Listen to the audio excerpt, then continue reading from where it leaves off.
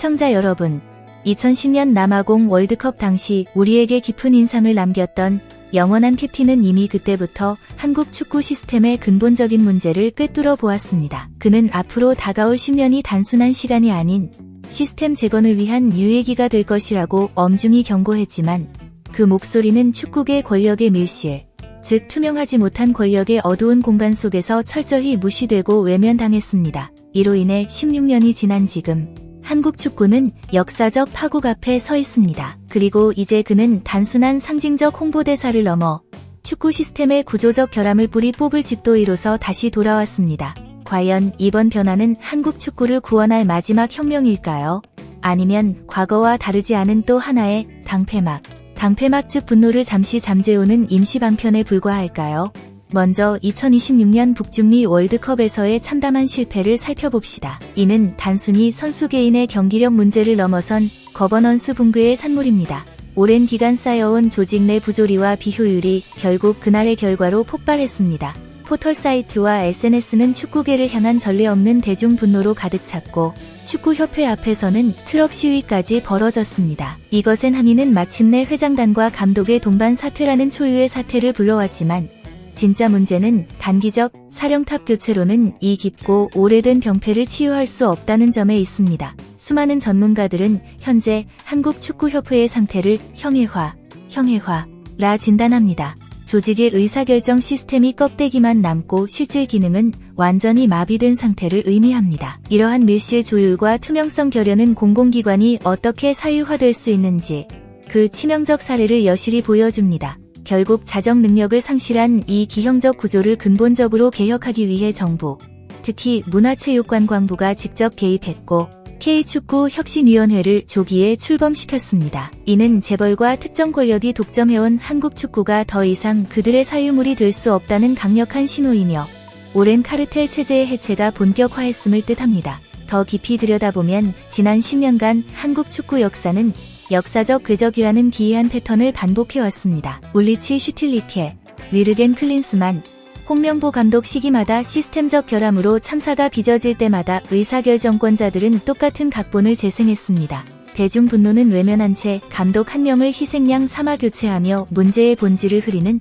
비만극을 벌여온 것입니다. 이는 낡은 건물의 부식된 기둥을 페인트 칠로 감추는 얄팍한 리모델링과 다를 바 없습니다. 하지만 이번에는 다릅니다. 침묵하던 축구 팬 다수가 이 허상을 깨닫고 전면 재건을 요구하며 광장으로 쏟아져 나왔습니다. 혁신위원회의 출범 자체가 국가가 현 축구협회 시스템을 회생 불가능한 불량품으로 공식 선언한 셈입니다. 특히 위원회 인적 구성을 보면 구조적 혁신의 실마리를 발견할 수 있습니다. 과거 이임생 기술이사가 법과 절차를 무시하고 독단적으로 감독을 낙점하는 등 밀실 행정이 관행이었지만 이제 그런 구태는 설 자리를 잃었습니다. 새 위원회에는 축구협회 내부 이해관계에서 자유로운 유영근 변호사, 부경대 김대혜 교수 등 ICT 분야 최고 권위자들이 대거 포함되어 있습니다. 이들은 체육계 내부 카르텔을 법과 제도의 잣대로 해체하고 감성과 인맥에 의존해온 공간의 객관적 데이터와 법치주의를 이식하려는 명확한 설계도를 갖고 있습니다.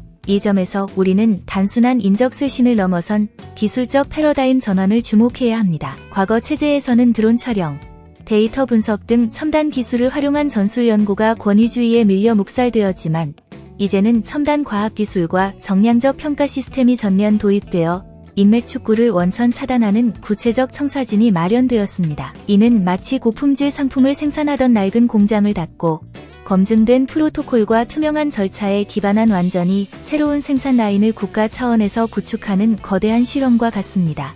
왜 이 변화에 주목해야 할까요?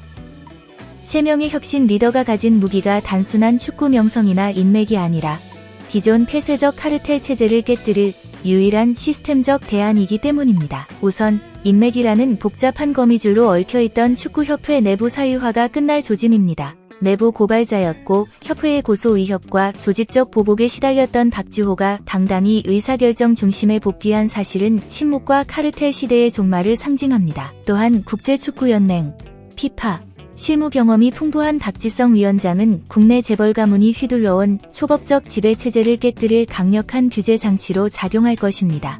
그는 단순 행정가가 아니라 글로벌 스탠다드와 국제적 감시를 통해 협회 내부 법치와 투명성을 강제하는 역할을 수행합니다. 이로써 협회 내부의 불법적 권력 남용은 숨기기 어려워질 것입니다. 이들이 추구하는 개혁의 궁극 목표는 단기 경기 승리가 아닙니다. 진정한 지향점은 파울루 벤투 감독이 시도했으나 협회 관료주의에 막혀 좌절된 유소년 육성 체계의 완전한 디지털화와 선진화입니다. 부조리한 행정에 묻혀 사장되던 전술연구와 과학적 가치 측정 시스템이 이제 행정 최우선 과제로 격상되어 본격 추진 준비를 마쳤습니다. 실제로 협회 비정상적 구조 속에서 무능한 행정가와 비전문가들이 방패막이 역할을 해왔지만 기술과 데이터 중심 엄격한 자격 검증 체계 앞에서는 더 이상 숨을 곳이 없습니다. 이번 개혁은 단순 인력 교체가 아니라 축구라는 국민 공공재를 권력자들의 사유물에서 국민의 품으로 되돌리는 헌법적 가치 회복에 가깝습니다. 이것이 우리가 이번 지각 변동을 단순한 미봉책이 아닌 한국 축구의 새로운 10년을 여는 역사적 변곡점으로 기록해야 하는 이유입니다. 그러나 위대한 재건의 길목에는 냉혹한 현실도 기다립니다. 2027년 아시안컵이 불과 6개월 앞으로 다가왔기 때문입니다. 혁신위원회는 구시대 관성에 묶여 성장하지 못한 천재적 축구 인재를 신속히 구출하고 그들의 잠재력을 극대화해야 하는 중대한 과제를 안고 있습니다. 더 이상 낡은 카르텔 체제 아래 선수들의 골든타임을 희생시키는 참사는 용납될 수 없습니다. 앞으로 1에서 2년 후 우리가 2026년 7월 이 역사적 순간을 되돌아볼 때 오늘이 2030년부터 2034년까지 이어질 한국 축구 황금기의 문을 연 재건의 나임을 깨닫게 될 것입니다.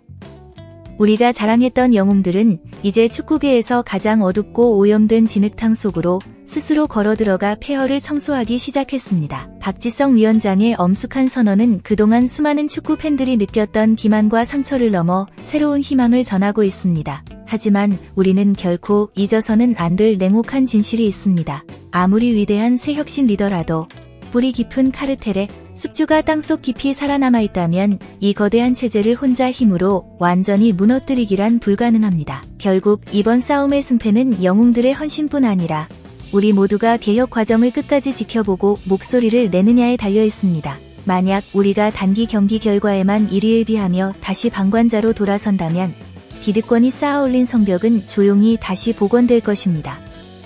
시청자 여러분, 여러분은 어떻게 생각하십니까? 정부의 강력한 개입과 박지성, 이영표, 박주호 3명의 개혁연대가 마침내 재벌 권력의 사슬을 끊어낼 수 있을까요? 아니면 낡은 제도의 거대한 덫이 다시 이 용기 있는 개척자들을 삼켜버릴까요?